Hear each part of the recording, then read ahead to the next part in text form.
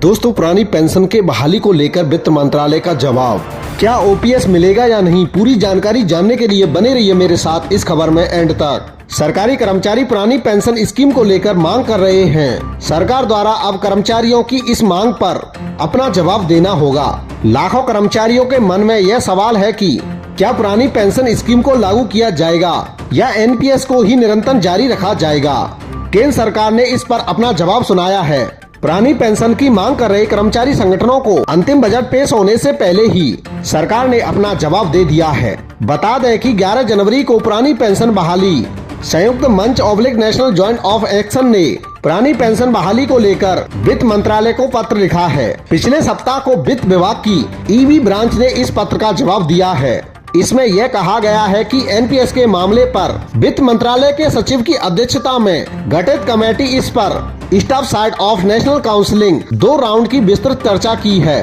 गठित कमेटी ने side of national counselling के महत्वपूर्ण सुझावों को नोट किया है। National joint counselling of action द्वारा 11 जनवरी को भेजे गए अपने पत्र में जिन बातों का जिक्र किया है उन्हें पहले ही कमेटी के समक्ष रख दिया गया है। पुरानी पेंशन स्कीम की बहाली को लेकर केंद्र सरकार से मांग की जा रही है। इसके लिए कई बार आग्रह किया गया।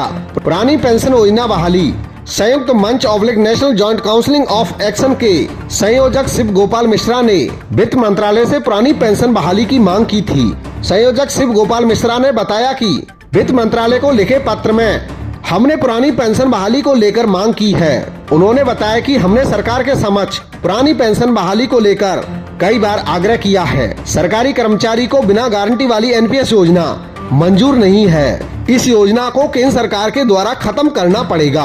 उन्होंने कहा कि सरकारी कर्मचारियों को गारंटी वाली पुरानी पेंशन बहाली चाहिए। इन्हें गारंटी वाली और पुरानी पेंशन बहाली से कम कुछ भी मंजूर नहीं है। शिव गोपाल मिश्रा ने भेजे जाने वाले पत्र में केंद्र सरकार के कर्मचारी जिनमें रेलवे, रक्षा, डाक, आयकर, अकाउंटेंट एंड ऑडिट, केंद्रीय सचिवालय आदि का जिक्र किया था। इसके अलावा पत्र में स्वांत प्राप्त संगठन, केंद्रीय अर्धसैनिक बल, सभी राज्यों के कर्मचारी, यूटी क्षेत्रों के कर्मी, प्राथमिक टीचर, हाई स्कूल के टीचर, उच्च शिक्षा विभाग, कॉलेज एंड यूनिवर्सिटी टीचर को भी पुरानी पेंशन के दायरे में लाने की बात कही है।